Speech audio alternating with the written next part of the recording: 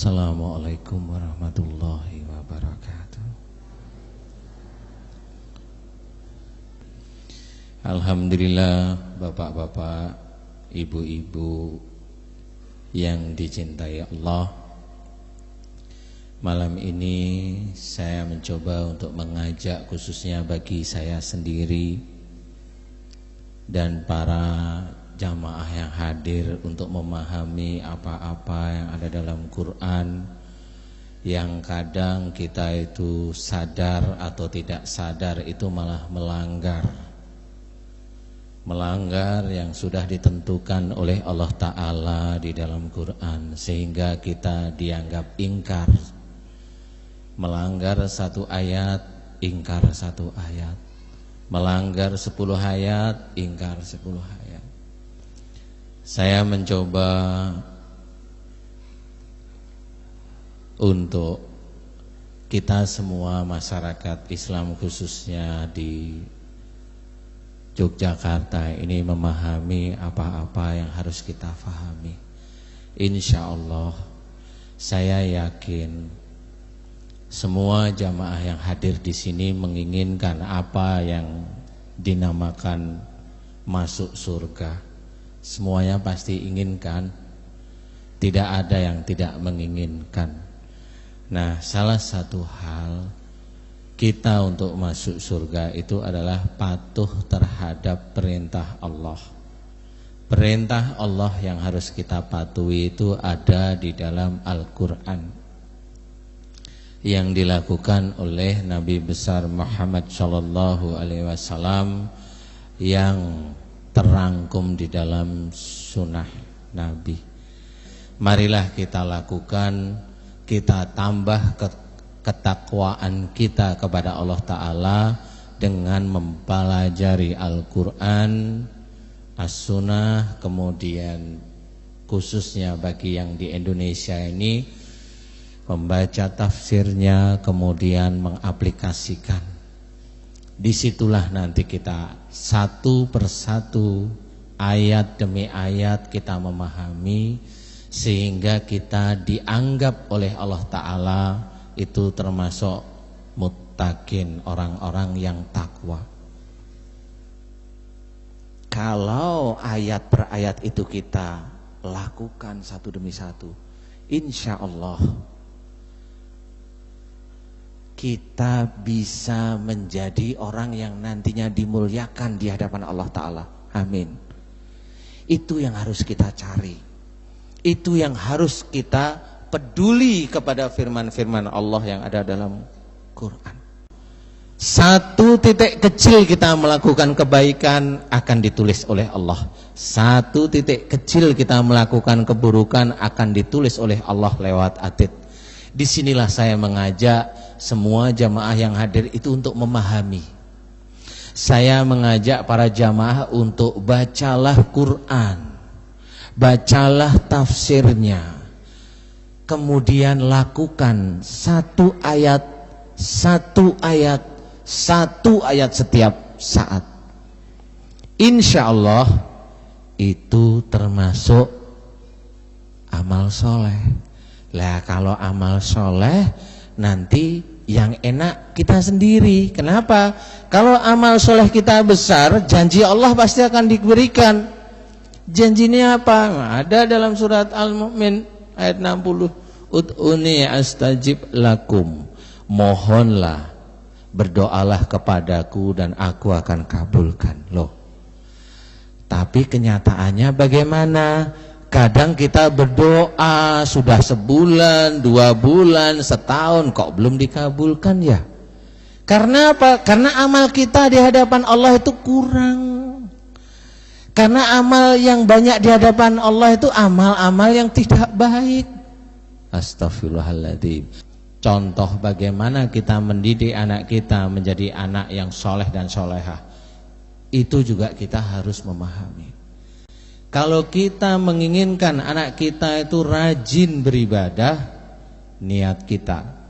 Tapi cara kita itu ngawur, arogan, penuh emosi, maunya keinginannya kita sendiri itu dilakukan sama anak kita, itu juga tidak boleh. Disinilah mulai satu persatu, dosa demi dosa, malaikat atid menulis. Kalau tidak memaki orang lain, memaki suami, memaki istri kita, memaki anak kita, anak yang dulunya kita inginkan kita berdoa kepada Allah Ta'ala. Kalau anaknya rewel malah kita maki-maki. Kalau kita melakukan amal-amal yang buruk, kita akan mendapatkan yang jelas diingatkannya oleh Allah Ta'ala yang paling dekat di dunia dulu, di dunia ini. Baru nanti kalau di dunia itu belum selesai, diselesaikan nanti di yaumul qiyamah. Dari semua apa-apa yang kita lakukan di dalam kehidupan kita sehari-hari, Allah mempunyai sistem untuk menjadikan kita itu selalu istiqomah. Sistemnya Allah. Nah, di sini kita kadang-kadang belum memahami bahwa sistem ini dibikin oleh Allah, diciptakan oleh Allah agar kita umat manusia itu kembali ke jalan Allah, kembali ke jalan yang benar, kembali kepada Al-Quran, kembali kita melakukan apa yang ada dalam sunnah Rasul. Itu keinginan Allah. Allah akan mencoba mengingatkan umatnya, mencoba mengingatkan umatnya melalui sentilan-sentilan ringan di dunia. Wala nudiqannahum minal adabil adna dunal adabil akbari la'allahum yarji'un. Dan sungguh akan kami timpakan siksa kecil di dunia. Ada siksa kecil di dunia sebelum siksa besar di akhirat. Siksa besar di akhirat berarti nanti di neraka, agar kamu kembali ke jalan yang benar. Jalan yang benar kita umat Islam adalah Al-Quran, As-Sunnah. Nah, dosa inilah mulai disentilkan oleh Allah Ta'ala. Jika kita sering marah-marah, sesaklah dada kita. Jika kita sering suudon, pusinglah kepala kita. Jika kita orangnya pendiam tapi mudah tersinggung, lama-lama stroke. Jika kita sering sekali menyuruh dalam pekerjaan, kalau orang lain tidak mampu kita marah, nanti lama-lama tangan kita jimpe. Apa jimpe bahasa Indonesianya itu? Lumpuh ya. Ya. Kita harus menyadari bahwa kita sering sekali tidak mengindahkan firman-firman Allah. Disinilah akhirnya Allah itu memberikan ceweran, sentilan, bahwa Allah akan memberi siksa kecil di dunia sebelum siksa besar di akhirat. Siksa kecil di dunia itu yang mana? Ya, sakit yang kita indap itu siksa kecil. Sakit hubungannya dengan siksa besar di akhirat tadi. Kalau di neraka yang disiksa jelas badan kita.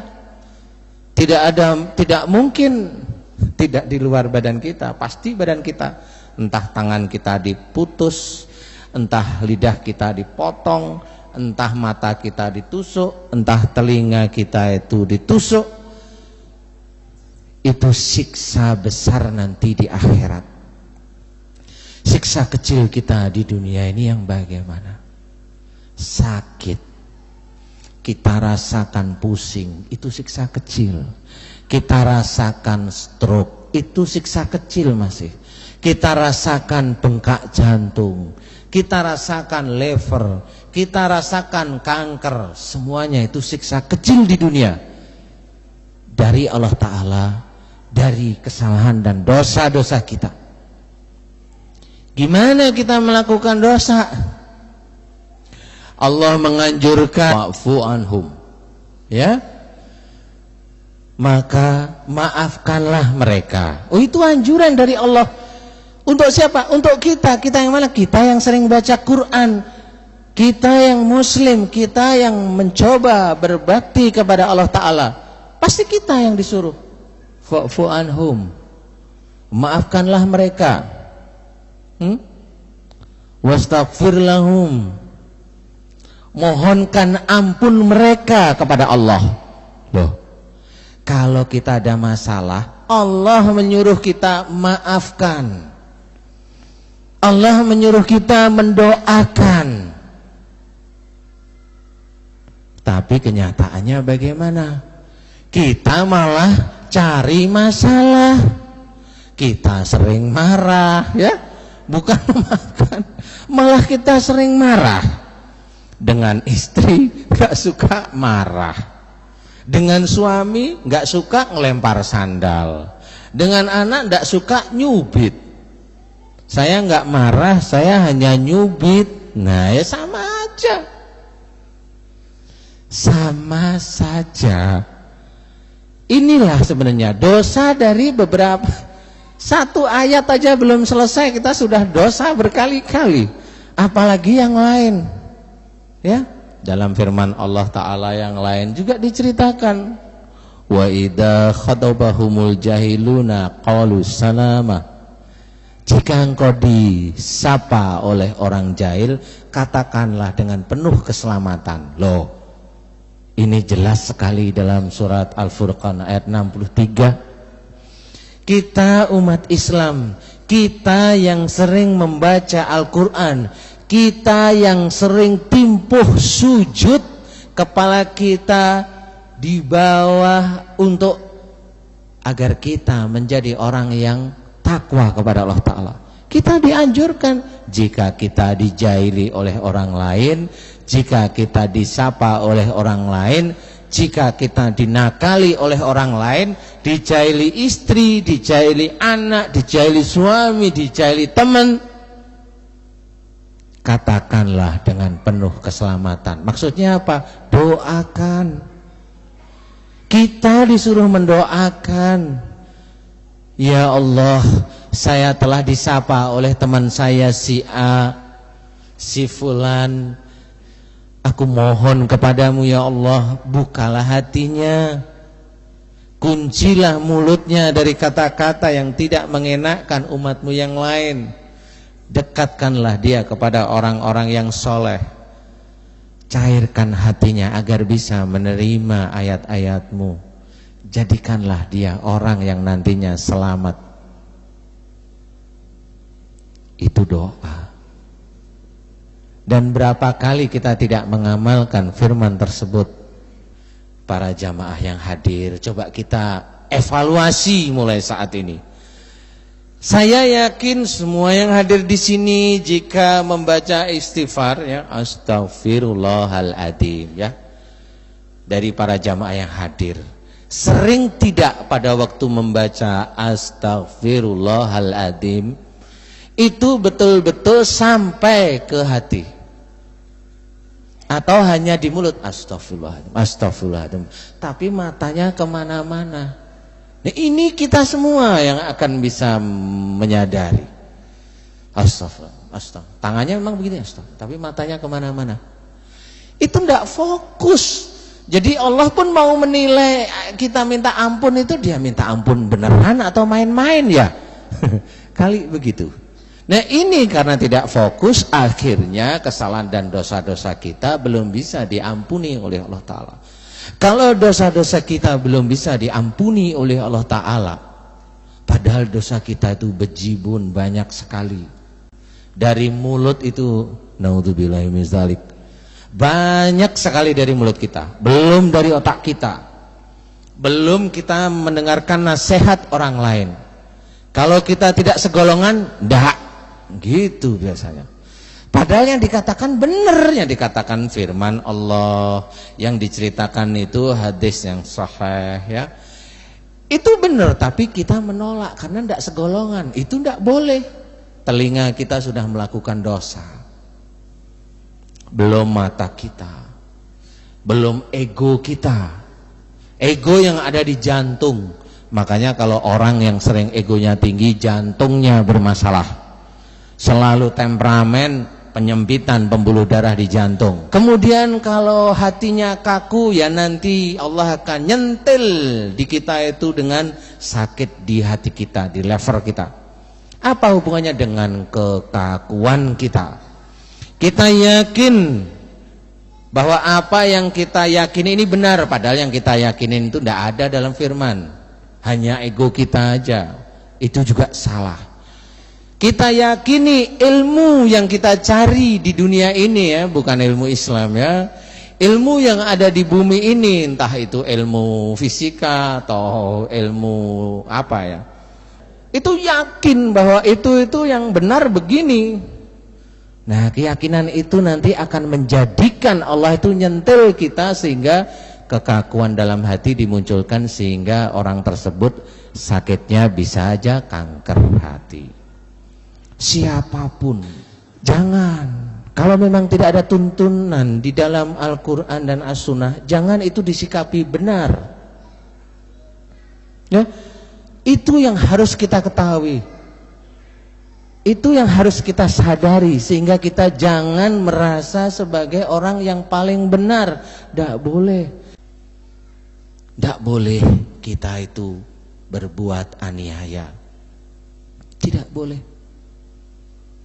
Wa may yaf'ala dzalika udwana wa dzulman fasawfa nuslihi naro. Diceritakan di dalam surat An-Nisa ayat 30.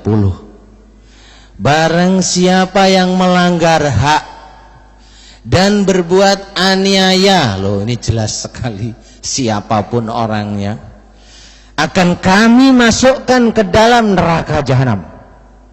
Siapapun, mau yang non muslim dia melanggar hak dan aniaya, Allah akan masukkan nantinya di neraka. Mau kita yang Islam, kita akan dimasukkan ke dalam neraka. Jika kita menyadari bahwa sebelum neraka yang beneran di akhirat, neraka dunianya yang mana? Ya sakit lagi. Itu sistem Allah sebenarnya. Sakit ini sebenarnya gambaran untuk kita orang Islam atau seluruh umat manusia disadarkan agar kita kembali ke jalan Allah yang benar, yaitu Quran. Kita belajar untuk tidak melanggar hak, tidak melanggar hak siapapun, apalagi setan sombong itu harus kita hilangkan, setan ujub harus kita hilangkan, setan yang merasa yang tidak disukai oleh Allah Ta'ala harus kita hilangkan. Tidak sedikit dari orang-orang yang meninggal itu karena sakit ya, jantung meninggal, liver meninggal. Maaf, sebenarnya kalau boleh saya ceritakan sedikit tentang firman Allah, wala tulqu bi'aidikum ila tahlukah, yang artinya janganlah kamu menjerumuskan dirimu dengan tanganmu ke dalam kebinasaan. Satu firman Allah tersebut bisa menjadikan gambaran bagi kita untuk mengetahui jenis meninggalnya kita besok. Kalau Allah sudah menceritakan bahwa kita dilarang untuk menjerumuskan diri kita dengan tangan kita ke dalam kebinasaan, berarti ada hubungannya seorang yang meninggal ini dengan perilaku kita. Perilaku yang mana? Perilaku yang tidak baik, perilaku yang kita banyak sekali melakukan kesalahan dan dosa. Kita sadar atau tidak sadar akan melakukan. Mudah-mudahan malam ini kita menyadari, wa ma asabakum min musibatin fabima kasabat aidikum. Dan apa saja bencana dan musibah yang menimpa dirimu itu dari perbuatan tanganmu sendiri. Loh, berarti sesuatu yang mengenai kita yang tidak enak berarti dari kita sendiri, bukan dari orang lain. Tapi karena kita tidak mau mengakui kesalahan kita, tidak mau mengakui dosa-dosa kita, Allah tidak akan menerima taubat kita karena kita tidak mengakui. Loh, kenapa? Ada urutannya, nggak taunya kalau kita minta ampun. Coba dalam salah satu firman Allah, ilal ladina tabu wa aslahu wa bayyanu, dijawab langsung oleh Allah Ta'ala, fa ulaika tubu alaihim, dan mereka yang telah bertaubat. Nah, bertaubat berarti sudah ngerti kesalahan kepada suami, kepada istri, kepada anak, kepada bawahan kita, kepada atasan kita, kepada umat Allah. Kita tahu yang kita lakukan, nggak taunya banyak salahnya di dalam Quran. Taubat kita, illal ladzina tabu, dan mereka yang telah bertaubat, wa aslahu, dan telah memperbaiki dari kesalahan-kesalahannya. Berarti kita sudah mengetahui kita salah, kemudian kita mau perbaiki kesalahan kita. Wabayanu, nah ini memang agak sulit. Dan memberikan nasihat kebenaran tentang Quran, ini sulit. Tapi saya yakin jamaah yang hadir bisa melakukan. Sulit tapi insya Allah bisa. Langsung dijawab oleh Allah Ta'ala, maka taubat mereka lah yang aku terima. Kalau kita bertaubat, kalau kita tidak mengetahui kesalahan, tidak mau mengakui kesalahan, mana Allah mau mengambil taubatnya, mau mengampuni? Tidak ada. Kalau kita bertaubat dengan membaca Astaghfirullahaladzim, tapi mata kita jelalatan, itu bukan bertaubat. Disinilah yang harus kita ketahui. Taubat kita harus benar-benar kita lakukan dengan sungguh-sungguh. Siapapun umat Allah, kalau dia lagi kena musibah berupa sakit, peringatan dari Allah berupa sakit, kalau dia tulus memohon ampun kepada Allah Ta'ala dengan ikhlas, dengan sungguh-sungguh berjanji untuk tidak melakukan lagi, subhanallah, Allah akan memberikan kesembuhan. Banyak sekali hal yang harus kita ketahui, yang di dalam Quran banyak sekali yang kita belum mengetahui. Tapi paling tidak malam ini saya akan memberikan satu ilmu di dalam Quran yang berhubungan dengan kita hidup sehari-hari, yang nantinya akan menjadikan jalan kita itu lurus di hadapan Allah, yaitu apa yang ada di dalam Al-Quran lakukan. Perbuatan kita kalau bisa perbuatan yang baik. Gimana caranya ya? Kadang-kadang saya lupa. Cari teman yang benar-benar dia soleh. Cari lingkungan yang baik.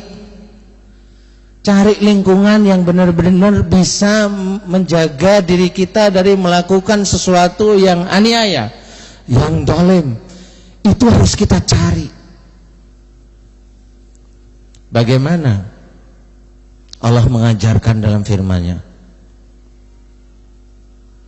lintalahum, ya, bersikaplah.